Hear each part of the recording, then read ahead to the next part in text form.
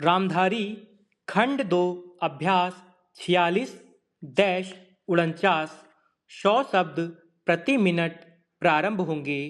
5 4 3 2 1। आदरणीय महोदय, हिंदी के लिए यह अवश्य ही गौरव का विषय है कि उसे भारतीय संविधान ने अखिल भारतीय भाषा का स्थान दिया है। इससे हिंदी भाषियों और हिंदी से संबंध रखने वाली सभी संस्थाओं का दायित्व बहुत बढ़ गया है। संविधान में हिंदी को यह ऊंचा स्थान दिए जाने का विशेष कारण यह था कि इसके जानने और बोलने वालों की संख्या भारत की दूसरी भाषाओं के जानने वालों से कहीं अधिक है।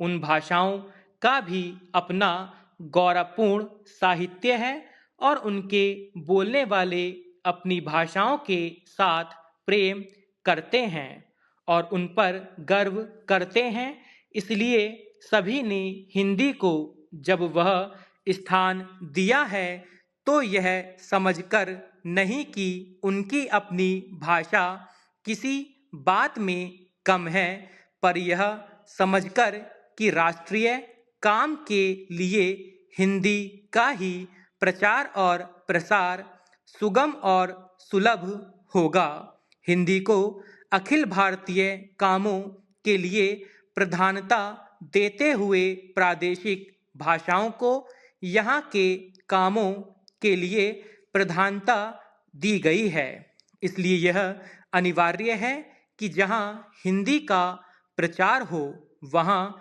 प्रादेशिक कामों के लिए स्थानीय भाषाओं को भी प्रोत्साहन दिया जाए और वे अपने सीमित क्षेत्र में अपना काम सुचारू रूप से करें। शायद यह कहना भी अनुचित न होगा कि हिंदी भाषी राज्यों में तो हिंदी का वही स्थान होगा जो किसी भी प्रादेशिक भाषा का उसके अपने राज्य में, पर अन्य भाषा भाषी राज्यों में सीमित काम और अखिल भारतीय क्षेत्र में प्रायः सभी काम हिंदी द्वारा किए जाएंगे। हिंदी भाषियों का प्रयत्न यह होना चाहिए कि अहिंदी भाषियों ने जिस सद्भावना से हिंदी को राष्ट्रीय कामों के लिए स्थान दिया है, उसी सद्भावना के साथ वे हिंदी के प्रचार में तत्पर हों। हिंदी को किसी भी प्रादेशिक भाषा से होड़ नहीं है। सच पूछिए तो हिंदी भाषियों को अन्य प्रादेशिक भाषाओं का पोषक और समर्थक होना चाहिए। जिस प्रकार अहिंदी भाषी हिंदी के पोषक और समर्थक होना चाहते हैं, हिंदी भाषियों के व्यवहार और आचरण से यदि कहीं भूल से भी यह आभासित हुआ कि हिंदी अन्य सभी भाषाओं से अधिक समृद्ध, अधिक परिपुष्ट साहित्य वाली या प्राचीन तथा नवीन विचारों और भावों को व्यक्त करने में अधिक शक्तिशाली भाषा है और इसलिए इसको अधिकार है कि अखिल भारतीय राष्ट्रीय कामों के लिए यह राष्ट्रभाषा मानी जाए, तो इसका फल यह होगा कि अन्य भाषाभाषी हिंदी के प्रति ईर्ष्या करने लगेंगे और जो संविधान चाहता है वह काम पूरा नहीं हो सकेगा और हिंदी उस स्थान को प्राप्त नहीं कर सकेगी जो संविधान ने उसे देने का निश्चय किया है। दूसरे शब्दों में हमें हिंदी का प्रचार नम्रतापूर्वक करना चाहिए। मुझे यह कहते हुए बड़ा हर्ष होता है कि इस दिशा में नागरी प्रचारणी सभा का दृष्टिकोण सदा से व्यापक और उदार रहा है। सभा के पदाधिकारियों तथा कार्यकर्ताओं ने सदा ही अन्य भारतीय भाषाओं का समुचित आदर किया। यह सभा की परंपराओं के अनुकूल ही है कि हीरक जयंती के उपलक्ष्य में एक प्रकाशन योजना बनाई गई है। सभापति महोदय, बहुत पहले से ही महिलाओं को अपने अधीन रखकर पुरुष प्रधान भारतीय समाज ने उनके विकास के द्वार बंद कर रखे हैं। प्राचीन भारत में सामाजिक और राजनैतिक बदलाव के साथ साथ महिलाओं की स्थिति में भी बदलाव आता रहा है। कभी तो यह माना गया कि जहाँ नारी की पूजा होती है वहाँ देवता रमते हैं, तो कभी उसे ताड़ना का पात्र बताया गया। इतिहास के एक बड़े कालखंड में उसे चार दीवारी और पर्दे के अंदर रखा गया। इसके बावजूद जब भी नारी को पर्दे से बाहर आकर दुनिया को देखने व समझने का अवसर दिया गया, उसने अपनी क्षमता, योग्यता और प्रतिभा का भरपूर प्रदर्शन किया।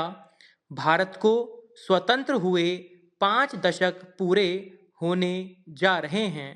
स्वतंत्रता प्राप्त करने के बाद महिलाओं के विकास के लिए संविधान में अनेक प्रावधान किए गए हैं, परंतु मात्र नियम कानून बना देने से किसी व्यक्ति या वर्ग में परिवर्तन नहीं आते। इसके लिए व्यवहार और अमल की भी आवश्यकता है, किंतु भारतीय महिलाओं के लिए इसका प्रयोग नहीं किया गया। यूं तो प्रथम योजना काल से ही महिला विकास के छिटपुट प्रयास आरंभ हो गए थे, परंतु हकीकत में सर्वप्रथम छठी योजना के दस्तावेज में महिलाओं के सामाजिक व आर्थिक विकास का अध्याय जोड़ा गया।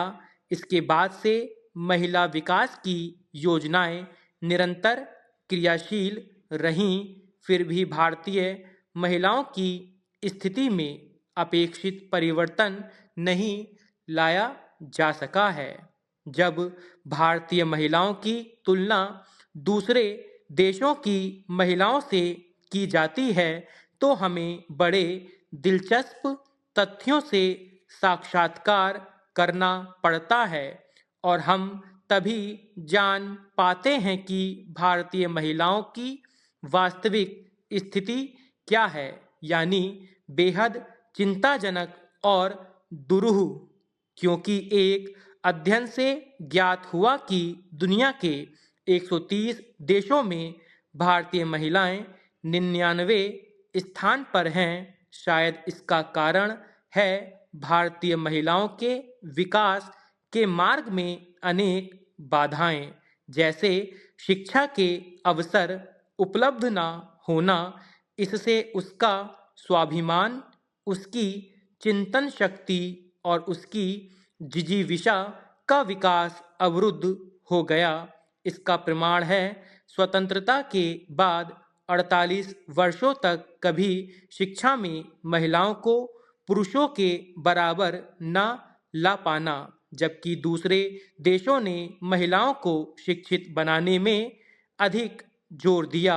हाल ही में नई दिल्ली स्थित भारतीय विश्वविद्यालय संगठन द्वारा प्रकाशित आंकड़े बताते हैं कि हमारे देश की 15 वर्ष से अधिक आयु वाली 34% महिलाएं ही शिक्षा प्राप्त कर सकी हैं, जबकि इजराइल, स्पेन, इटली व हंगरी की 89 से 94%, श्रीलंका की 85%, चीन की 68%, ईरान की 52% तथा पाकिस्तान की 14% महिलाएं शिक्षित हैं।